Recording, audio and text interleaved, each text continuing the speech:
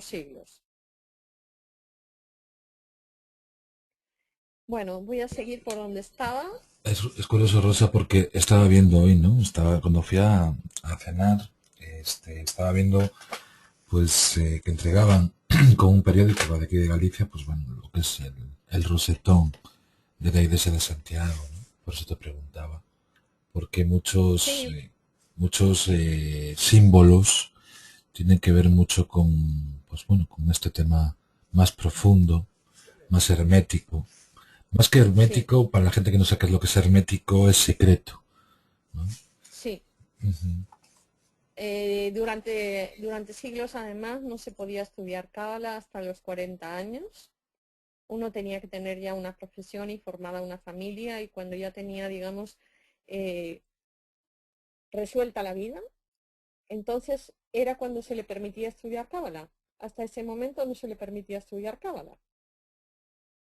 Y durante siglos la cábala estuvo vedada a las mujeres, de modo que las mujeres no podían estudiar cábala. Hoy esto ya no es así. Os está hablando, entre otras cosas, una mujer, creo que es evidente. Pero hoy los cabalistas en Israel y en otras partes del mundo están abriendo la cábala a que la conozcan las mujeres y a que la conozca todo el mundo, tanto los judíos como lo que ellos llaman los gentiles. Nosotros somos para ellos gentiles, dado que no practicamos el judaísmo. Y ha sido la tradición judía la que ha conservado, digamos, toda la cábala, porque toda la parte que desarrollaron los cristianos en la escuela, por ejemplo, en la escuela de Gerona, esta tradición la han conservado, digamos, los cabalistas de las escuelas judías. Bien, voy a seguir con la Torá. La Torá es el Pentateuco, pertenece a la tradición escrita, y el Talmud inicialmente a la tradición oral y posteriormente se escribió. La Cábala ha seguido fundamentalmente una tradición oral y algunos de cuyos aspectos solo se siguen transmitiendo oralmente.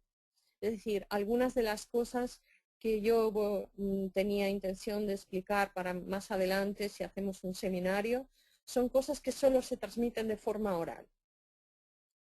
Pero existen algunos libros clásicos sobre Cábala. Los cabalistas trabajan con la Biblia, antiguamente el libro del cual se extraía el conocimiento es la Torá, que se reúne en lo que se conoce como el Pentateuco para los cristianos: Génesis, Éxodo, Levítico, Números y Deuteronomio. Aquí nos encontramos de nuevo el número 5. Este número significa religio, reconexión, de modo que esta transmisión nos reconecta con nuestra esencia divina.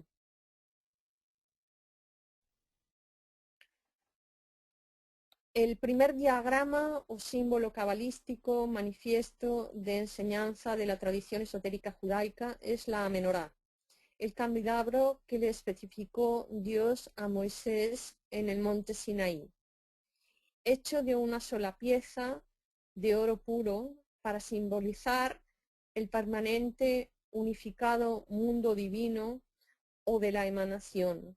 Se compone del eje de la gracia. Aquí tenéis el eje de la gracia. A ver, en este eje de la gracia tenéis cuatro esferas.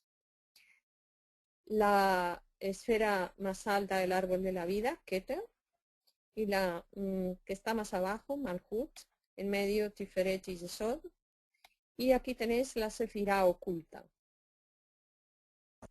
Y por otro lado tenían el brazo de la gracia, que es el brazo derecho. Aquí tenéis tres esferas: Jochma, Chesed y Netzach. Forman la parte activa o la parte yang. Y en la parte izquierda está el brazo de la severidad, Binah, Geburah y Hod. Y estas esferas son más de tipo pasivo. Además, esta menorá, además de reflejar las 10 posiciones de las sefirot, y tenía 22 decoraciones que simbolizaban las 22 letras hebreas.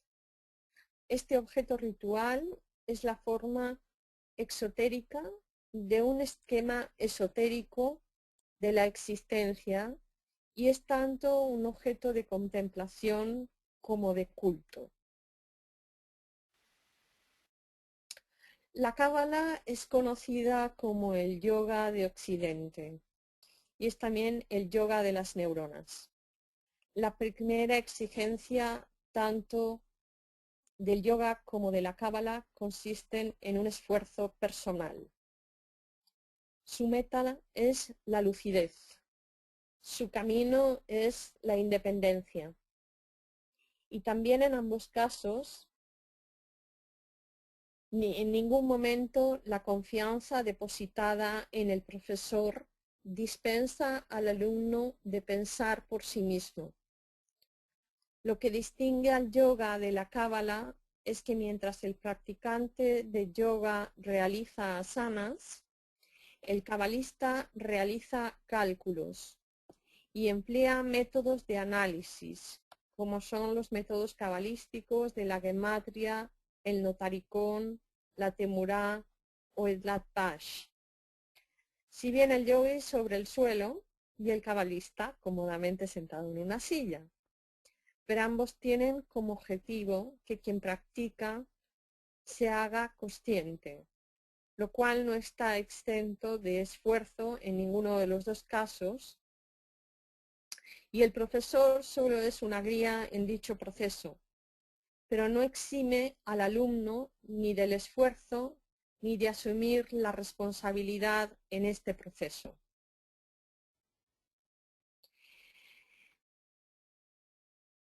En la Cábala son importantes los siguientes libros. El Sefer Yetzirah, que es el libro de la creación.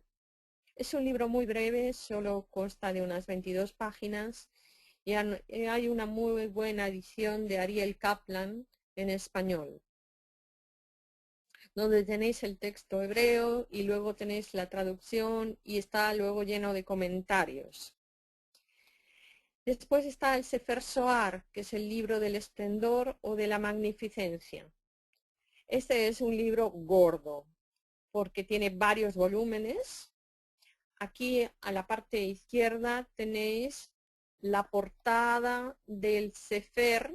Sefer pone aquí, Ha-Zohar, de la edición de Mantua de 1518. Fue la primera edición del Zohar que se realizó en los primeros momentos de la imprenta. Y en español tenéis una edición que se está realizando, hay una doble edición, una que podéis encontrar en las librerías y otra que está realizando el Kabbalah Center. Y es un libro que se recomienda no para iniciarse en la Cábala, sino que es un libro que se recomienda para cuando ya se conoce los fundamentos básicos de la Cábala, cuando ya se tiene un conocimiento bastante amplio, entonces realmente se puede leer este libro, porque si no las personas se pueden perder. Y finalmente el Sefer HaBahir, que es el libro de la claridad. No hay ninguna edición buena en español que yo conozca. Y hay otros muchos libros de Cábala. Hoy se escriben libros de Cábala no solo en hebreo, como el Sefer Yetzirah o el Sefer HaBahir, ni en arameo, como el Sefer Zohar. Se escriben libros de Cábala en español, en inglés, en francés, en muchas lenguas, y se hace investigación en Cábala en todas ellas, de modo que hay muchísimas cosas que realmente podéis leer que sean más asequibles que estos 3 libros, que son un poco herméticos, un poco difíciles de leer para el que no está iniciado en la Cábala, pero son 3 libros que cualquier cabalista que se precie tiene que conocer.